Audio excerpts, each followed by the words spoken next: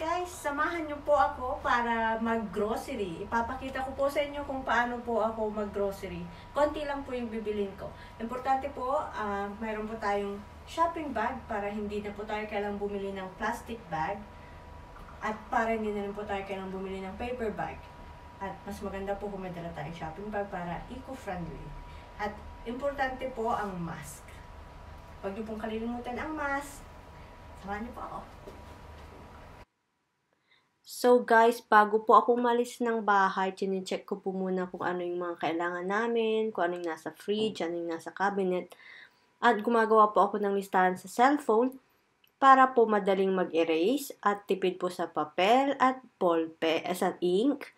At syempre po, nakakatulong din po tayo sa ating kapaligiran pag hindi po tayo gumagamit ng masyadong papel. At syempre po, kung ano lang yung nasa budget natin, yun lang po yung mabibili natin, hindi yung, kasi pag walang listahan, we ended up buying things that we don't really need. Kaya, wag nyo pong kalilimutan ang gumawa po ng listahan. At wag nyo rin pong kalilimutan ang mag-subscribe sa channel ko. Ang labas ng aming apartment.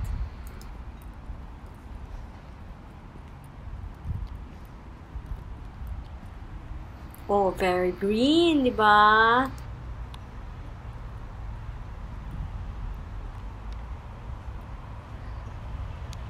Hi!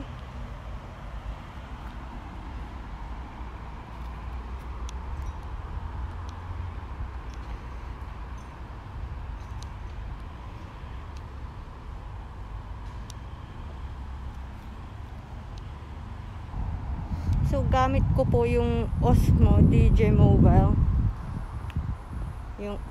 Yung shake stabilizer. Yung stabilizer po. That's not the...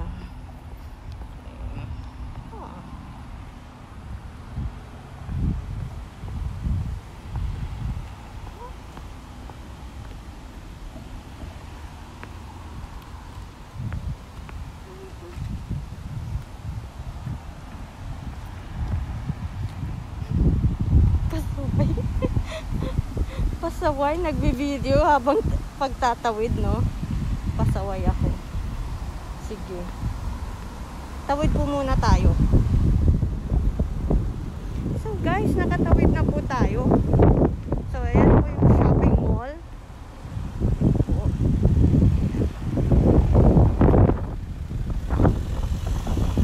So malapit lang po kami sa shopping mall.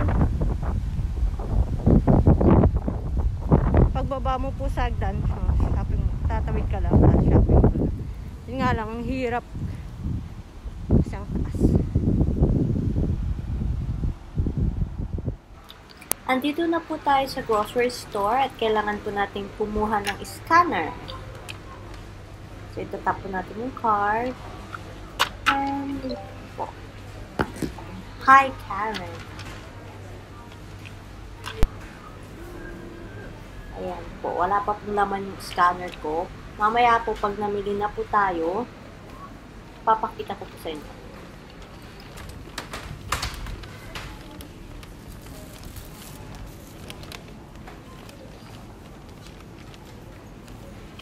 Uy, on sale ang grapes. Kaya bibili po ako ng grapes.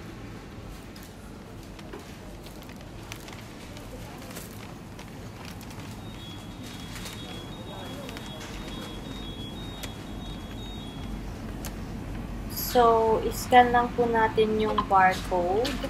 Ayan po. Lalabas na po siya sa scanner kung magkano. At kung ano po yung pinapamili natin. Next po. Ito ba'y kailangan?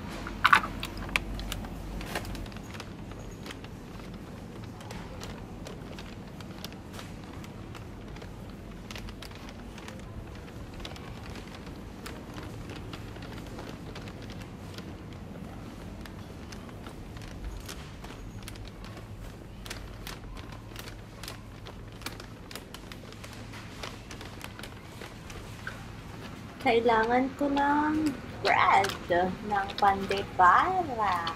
Sarap. Ayan. So, scan po ulit natin siya, yung barcode. Scan nyo lang. Ayan. Ayan na po. Galing, no? Ang gusto ko po dito sa system na may scanner, dito sa grocery, alam mo po kung magkano yung presyo niya, kung tama yung presyo naman nakalagay po, at alam mo po kung magkano na yung pinamili mo, at kung ano na yung pinamili mo, at pwede mo na po siyang ilagay sa bag mo. Kung bibili ka rin po ng plastic, kailangan mo din po siyang i-scan. Kaya, kailangan po, pwede ka rin ng grocery kahit walang scanner, pero mas madali kasi kung may scanner. Mas pwede mo nang i-hack yung pinamili mo. Ay, ito ipapakita ko sa inyo kung paano naman mag-delete. Kung just in case nagbago yung isip mo, hindi mo naman pala gusto yung pinamili mo, kaya mahal, gusto mo ibalik. So, ayan po.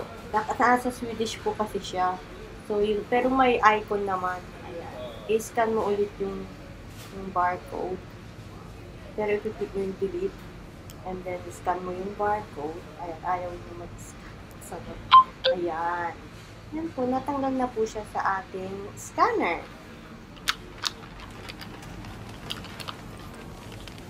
Bibili ako ng grilled chicken. Yung ready na siya. Mainit pa. Para hindi na po ako mag-grill kasi summer, napakainit pag gagamit ka ng oven sa pamagpapagputin.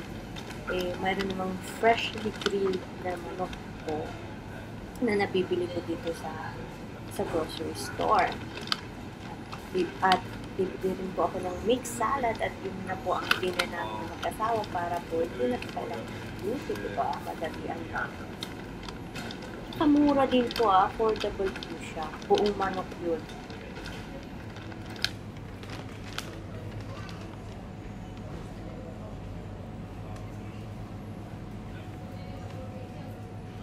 Ayan po yung mga grilled na manok, yung mga lechon manok.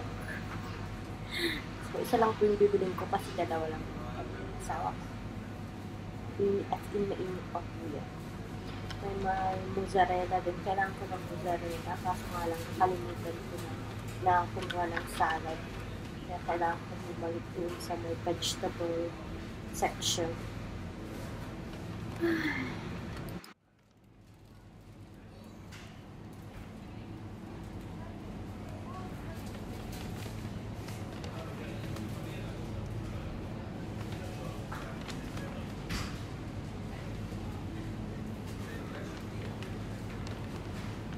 Pag bibili po tayo ng manok at gusto natin siyang i-plastic, may bayad po yung plastic. So, i-scan din po natin yan. So, 40 cents po yung plastic.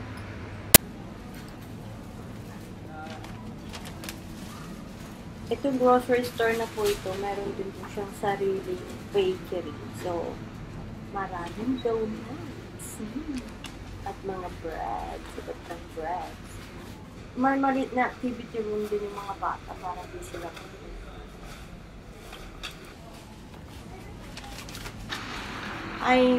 activity corner.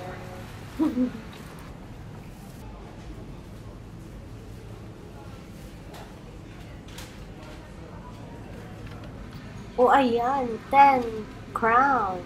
10 crown lang na salad ang pinili ko. Marami na yan para sa amin ng asawa ko. Masarap on sale. Diba? Pais talaga. So, diba, we save some money.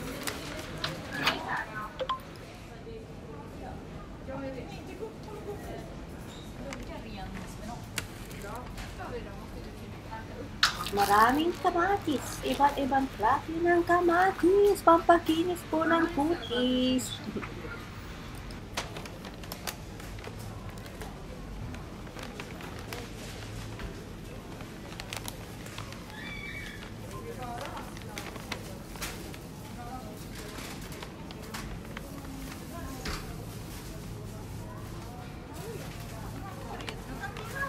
Grocery tour na ito.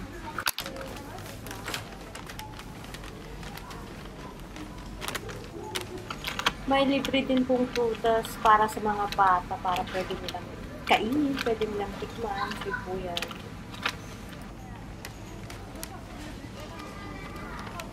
With orange juice din po dito.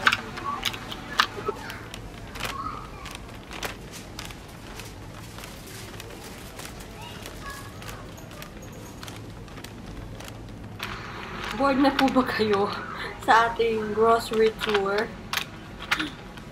Kayo mag-board ha? Huwag niyo pong kalimutang i-like ang mga video ko, i-share, at mag-subscribe po kayo. Malaki pong tulong po. Subscribe po sa channel ko at huwag po kayo magsasawang tumangkilik sa aking mga videos. O, ano pa kailangan ko? Kailangan ko ng itlog. Wow, tacos. Hindi namin kailangan ng tacos. Nakataba ko na. Nakakataba ang tacos. Although masarap. Ayan, mga cheese. Daming cheese. Yes. Diba? O, nakalimutan ang social distancing natin. May mga pasaway. Yung mga bata. Pasaway. Wala sa social distancing. Ang dami-daming cheese. Pero, hindi muna ako bibili ng cheese. Kasi meron pa naman kami ng cheese slice. Ayaw ko kasi maglahat ng mabigat kasi akit ako din sa nakikitaas ng hagdan. Diyos ko, pagdating mo dun sa taas, hinihingat ka na. Summer pa naman. Nakakapakit. Mainit.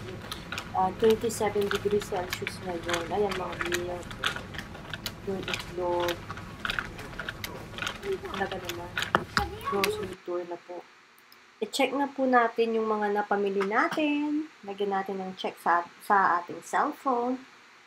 Yan, yung mga iba hindi ko po pinili. Bago tayo magbayad, check po natin. So, ilagay po natin yung scanner. Dito na po tayo. Ito po is self-scanning siya and self-checkout po.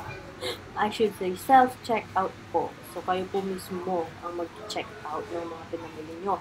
Pero minsan po, i-check po yan ng mga kahera. May mga nag-check din po ng mga pagtatrabaho dito.